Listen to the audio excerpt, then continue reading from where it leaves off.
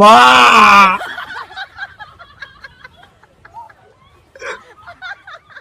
আপনারা সব শুনছেন আমার দাদির কথাও। আমার ওয়াইফের দোষ দিছি সব। হ্যাঁ, আমার খাদেন আমি তার দোষ দিছি। তাহলে সাক্ষী থেকে বড় করে আব্দুল কাদের রানী রানী এরা দুজন থাকবো। ওদের বাচ্চা ওদের দিলাম আমার আব্বা, ওটাও আমার আম্মা, ওটা তামান্নার কাছে। আপনারা যারা আছেন এখানে আলিপুর সাহেবের সাক্ষীরে বললাম ও উঠছে আদের মানুষ হয়ে।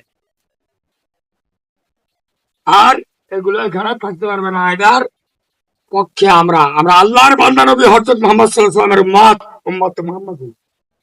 আমি ইজ্জত করে পাইছি যে কোটি হচ্ছে হযরত মুহাম্মদ সাল্লাল্লাহু আলাইহি ওয়াসাল্লাম এর যারা পাঁচ ওয়াক্ত নামাজ পড়ে কোরআন পড়ে তাদের মূল্য বেশি। এটা কি আর যদি দোকানে তাদের আর এই আমার সেই ভাই আল্লাহ রাসূল করে বললাম যে ও দুদিন বন্ধ রাখবো 2 লাখ টাকা আমি দিতে পারি নাই।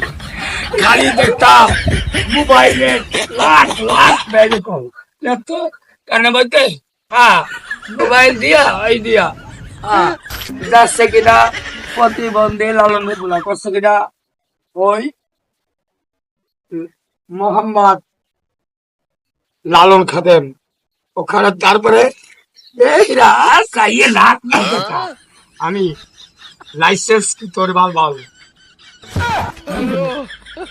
আমার মামা সেইজন আমার আপু